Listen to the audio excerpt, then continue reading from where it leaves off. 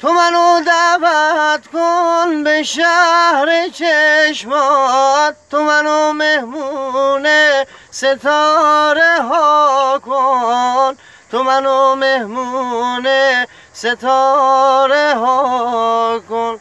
تو منو دعوت کن به روشنی ها، از هجوم غم ها دل رو رها کن، از هجوم غم ها دل رو رها کن.